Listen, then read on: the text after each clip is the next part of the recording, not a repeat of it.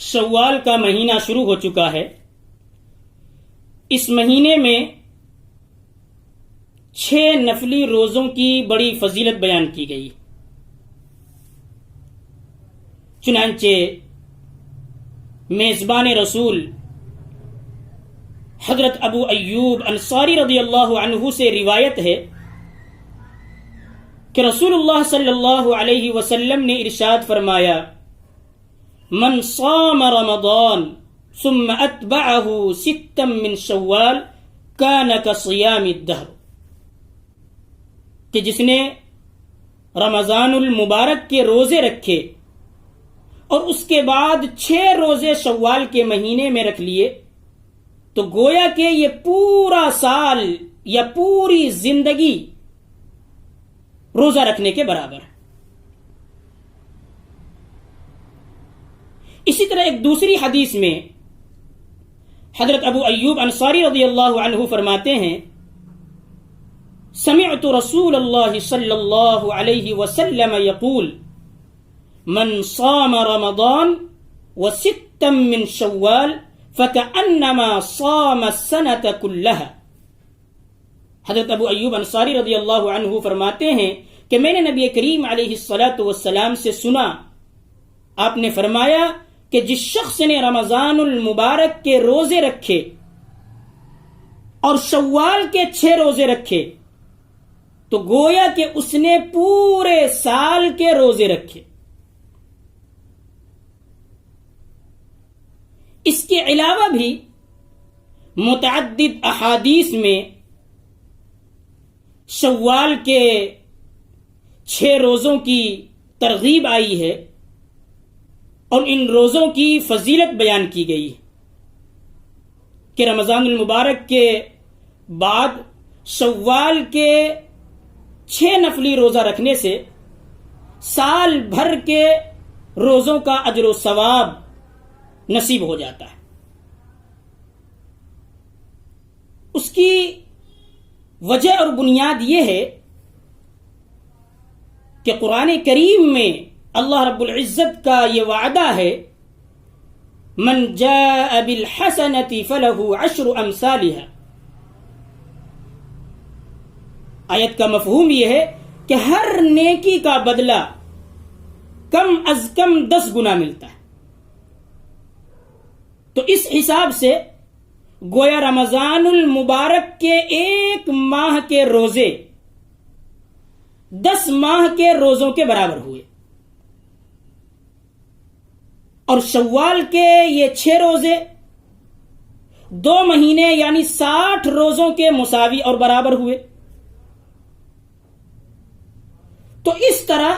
رمضان کے ساتھ شوال کے 6 روزے رکھنے والا گویا کہ پورے سال روزہ رکھنے والا ہو جاتا ہے، اور اسے سال بھر روزہ رکھنے کا اجر و ثواب حاصل کرنے کا موقع میسر آ جاتا ہے۔ یہاں پر چند باتیں سمجھنے کی ہیں۔ پہلی بات تو یہ ہے کہ آپ کے سامنے جو سب سے پہلی روایت پیش کی گئی ہے اس میں شوال کے 6 روزوں کی فضیلت میں الدہر کا لفظ آیا ہے، جس سے ہمیشہ ساری عمر اور پوری زندگی کے روزوں کی فضیلت ثابت ہوتی ہے۔ جبکہ دوسری روایت جو آپ کے سامنے پیش کی گئی ہے اس میں السنہ کا لفظ آیا ہے، جس سے سال بھر کے روزوں کی فضیلت ثابت ہوتی ہے۔ ان دونوں الفاظ میں تطبیق کی ایک صورت تو یہ ہے کہ جس حدیث میں السنہ کا لفظ آیا ہے اس کو بنیاد بنا کر الدہر والی روایت میں دہر سے مراد سال لیا جائے، اس صورت میں دونوں حدیثوں کا مصداق، محمل اور مطلب ایک ہو جائے گا کہ رمضان کے بعد 6 روزہ رکھنے کی فضیلت یہ ہے کہ اسے سال بھر روزہ رکھنے کا ثواب مل جائے گا۔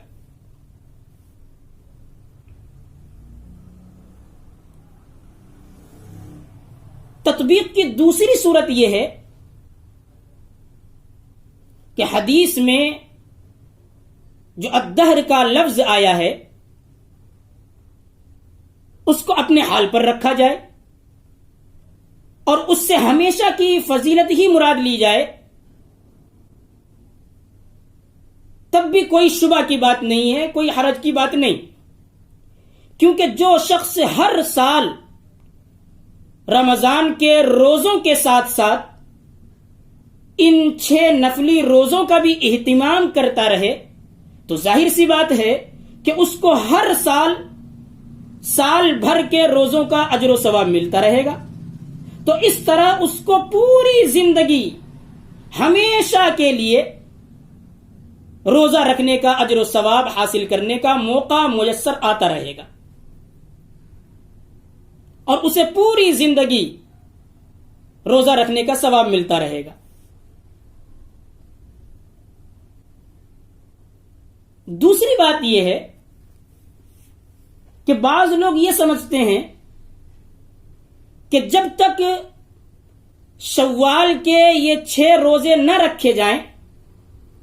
اس وقت تک رمضان کے روزوں کا ثواب موقوف رہتا ہے، رمضان کے روزوں کا ثواب نہیں ملتا۔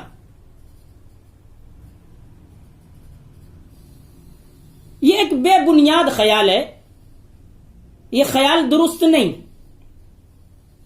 کیونکہ شوال کے یہ 6 روزے مستحب اور مسنون ہیں، نہ فرض ہیں اور نہ واجب ہیں۔ اگر کوئی شخص ان روزوں کو نہیں رکھتا ہے تو وہ گنہگار نہیں ہوگا، البتہ ان روزوں کا جو ثواب حدیث میں بیان کیا گیا ہے وہ اس کو حاصل نہیں ہوگا۔ اس لیے یہ کہنا کہ رمضان کے روزوں کا اجر و ثواب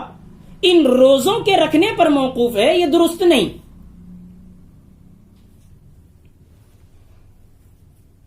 تیسری بات یہ ہے کہ بعض لوگ یہ سمجھتے ہیں کہ شوال کے یہ 6 روزے اگر عید کے اگلے ہی دن سے شروع نہ کیے جائیں تو وہ ثواب جو حدیث میں بیان کیا گیا ہے وہ نہیں ملے گا۔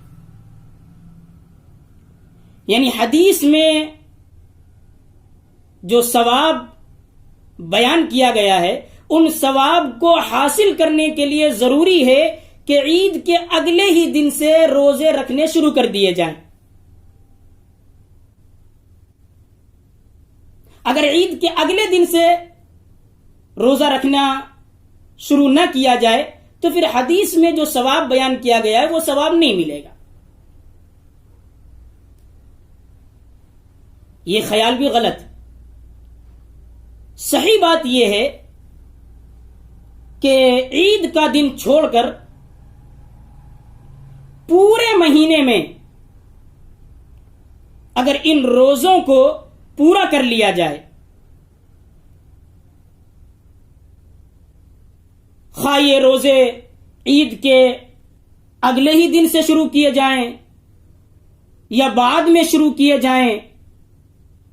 اسی طرح یہ روزے لگاتار اور مسلسل رکھے جائیں یا متفرق اور علیحدہ طور پر رکھے جائیں، جس طرح بھی آسانی ہو اس کے مطابق عمل کر لیا جائے، ہر صورت میں حدیث میں ان روزوں کا جو ثواب بیان کیا گیا ہے وہ ثواب حاصل ہو جائے گا۔ بس اس بات کا اہتمام کیا جائے کہ ان 6 روزوں کی تعداد شوال کے مہینے میں ہی مکمل ہونی چاہیے۔ الغرض شوال کے 6 روزے یہ مستحب اور باعث ثواب ہیں. رمضان کے ساتھ ساتھ ان مستحب 6 روزوں کی وجہ سے پورے سال کے روزوں کا ثواب ملتا ہے. اس لیے ان روزوں کا خصوصی اہتمام کرنا چاہیے.